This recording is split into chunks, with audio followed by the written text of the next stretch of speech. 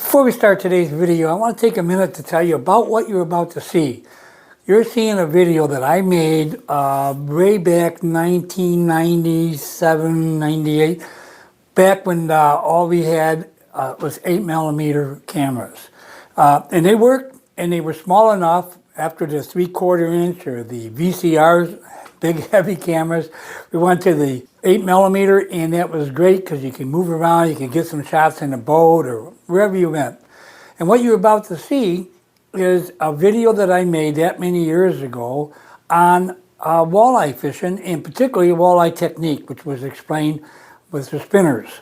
Now the cool part about this is you got to remember there's so many times the technique came out and they stop using it, or they say, oh, there's a new and more exciting one. Well, 9 times out of 10, that new and exciting one isn't so new.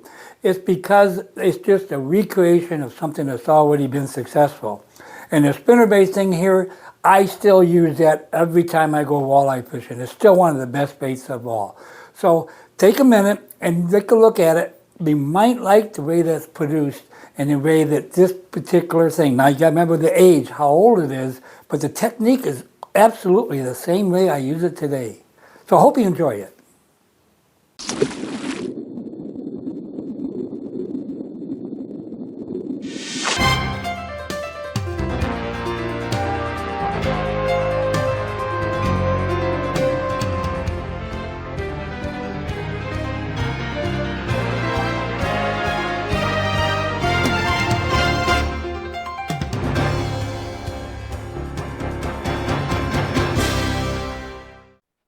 Welcome to the Fishing Show. I'm Muskie Mike. And you know, the walleye is a very sought after fish. Whether you're on vacation looking for a good meal or you're a walleye pro looking for a big check, either way they can be finicky and sometimes hard to get.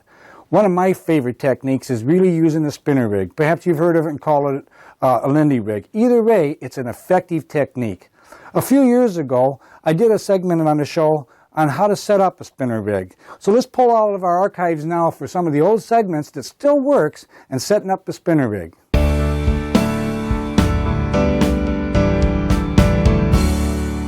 Hi, today we're up in Minnesota fishing for walleye, northern, and a crappie, bluegill, whatever hits the line. One of the things that we like to use the most for walleye, and probably one of the real popular from whether you're an amateur or professional, and that is a Lindy rig. You might call it a spinner rig, but it's a simple combination. Even if you've never fished for walleye, I really kind of recommend this. Let me tell you how it works and what it is. Let's see if I can show you on the camera here just exactly how this kind of works. I got one rigged up here. Now this particular one, it's kind of a little hard to show you and explain exactly, but I think we can get through it with you have a basic understanding. Let's start out with the line of the rod itself. At this end of the line, what I have in here is I have tied on a swivel. You notice how this swivel here, this happens to be a ball bearing swivel, and I got a little weight because I want it to go down deep. But this swivel, this weight here slides up and down the line. So when the fish hits this, you can let it have a little line, let it go back. Now, rates are really designed to see how deep you're fishing and what kind of reeds or what kind of bottom, so it will get through the reeds and so forth. These particular ones, these fasten very carefully. You can twist this open and let the line go in it. And locks down so it doesn't come off, and it slides up and down your reel. And it also has a big loop where you can change these during your process, so you don't have to cut and retie any of that.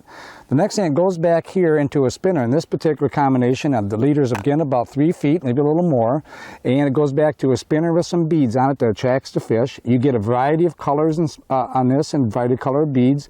This particular one here I was using this morning fishing for walleye using a leech. Often this is used with the worm, so you can have hook the worm twice with a little leader, like a little trailer here, hook on there and let the worm dangle back. I used it this morning with the leech and had good luck with those short biters. It really picked up. Instead of the leech being eaten away, it would catch them on that last hook.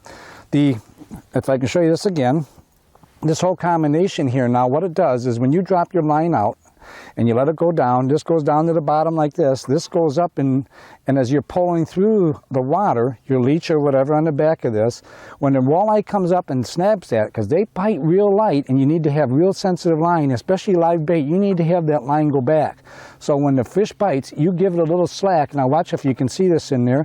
The sinker stays in place and the line goes back and you're feeding that fish line and he doesn't feel the weight of your sinker. Now this takes a little talent to get used to, but once you do, you'll snag a lot more walleye than most people do. This combination here works really well by letting that rate slide. Get down to the bottom, feel that little bite. As the bite, the walleye hits and holds, you can give them feedback line and then bang, snap them when you feels right. Now, the other thing is when do you feel is right. Sometimes when you're feeding that bait back and you're feeling that rod, in this case here, going back, the combination, you feel it, oh, you feel the bite and you let them have a little line, either feed it by hand or take it back, watch your tip. But just like I was saying, when it slid through this slided through the sinker, when that walleye takes it, sometimes you can count to 3, sometimes you can count to 5, then set. Big thing is sort of a gut feeling and experience you have. As you feel that line going back out and you feel him bite, bite, bite, bite, you don't want to set. When he pulls a constant, steady pull, let him have it and bang, set the hook and then reel that big 5-pound walleye or better in, if it works that way. Works great. Now the thing that's nice about this is you don't have to be a professional to use it. This is really quite simple. Again, the rigs come pre-made. You can get these pre-made just about in any tackle shop around and they work great. I think Al Linder and his brother came up with this many years ago and calling it a Lindy rig, but it's been called a spinner rig and so forth. Now another thing, I'd make a lot of them myself, not so much because I'm so cheap, is that I want to use a lot of different colors, combinations right away. You can get these floaters like this here and spinners and a variety of combinations as you see here.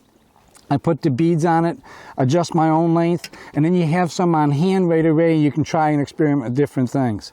Now here's another idea too. When these particular ones, like the ones I was showing you, these little weights, and these are critical in the depth you're using and how you're fishing, but these snap on and snap off by a little twist on the metal at the top, so you can change weights. You may be fishing in 12 or 14 feet of water, and then all of a sudden you're in 20 and you're no longer on the bottom. Well, then you can go to a 3/8 or a little bit larger like this one is, and it's really very effective getting you down to the bottom. This particular one here has a little, you slide your line in there, it snaps around and slides up and down. It's made out of plastic, but there's a variety of them. Now on the other end, that you can put, instead of putting the combination with the spinner, which you can put a variety of spinners like the one I showed you here. This variety of spinners, this spins and it's very colorful, and those are good colors for walleye in my opinion and in my experience, sort of the oranges and so forth. You can also put a floater. These are floaters. It looks like a big head, but truly it's just a floater.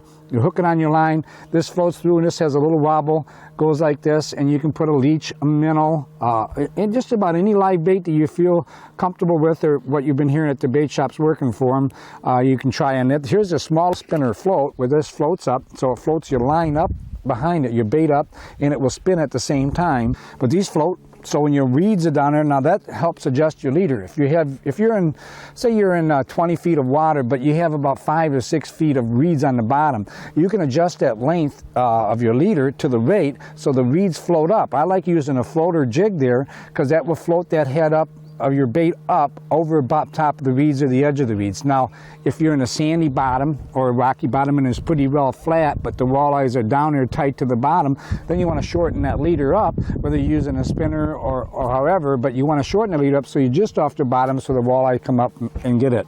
Now, one of the things that you can too is the hooks. You see a variety of hooks, and you see the hooks that's on these here are really relatively small. I tell you what, you don't need a big hook to bring in a big walleye, northern or any other kind of fish like that. A little hook in this combination with live, they come up, they take it, boom, you set them, you got them. You don't need a big hook. So unlike some of the bass lures that we may use, the little hook like this will be very effective for walleye. Now the rod size and length, well, it depends. In most cases, you're going to want to troll this. It makes it simple to use and effective to use. Trolling either rock ray or maybe a rock edge or even a reed edge now is very popular for walleyes and in a variety of depths, just like you would catch them if you were casting casting or whatever. But I think recommending trolling on this makes it real easy to get through the spots, find the fish, and then maybe you can go back with a jig and minnow to pull more fish out. I like to use a medium weight rod, not real heavy. There's a little softer tip on it, so when you let it go, that it doesn't feel you right away in that first initial contact. Yet you got enough backbone in it to kind of keep that walleye as deep as they run to the boat, away from the boat. So a good rod. I like a bait caster. You certainly can use it with a spin caster or even open face. Any of those can be used that you're real comfortable with. That's real important. And something that's relatively easy to let out line. So when you let out line behind the boat, you can keep a distance from the fish. Another easy way to keep all this together is one of these little ties like this here that tie on one end and they wrap up and tighten up so you don't have a tackle box mess on your hands. You can also put the weights in them. It's kind of a handy gadget little have. Well, I know that's there's an awful lot more than probably what I covered on this, but don't be afraid to go out and buy one of these little indie rigs. They're only $1.69, maybe $1.99 in most cases, and they are effective for catching walleye. And you can have good creativity and combinations that you want to use, and you don't have to be a pro. By gosh, you can go out there and get in the right spot where the walleye are with these, and you're bringing some fish. Well, I hope this tip was helpful for you, and you try it.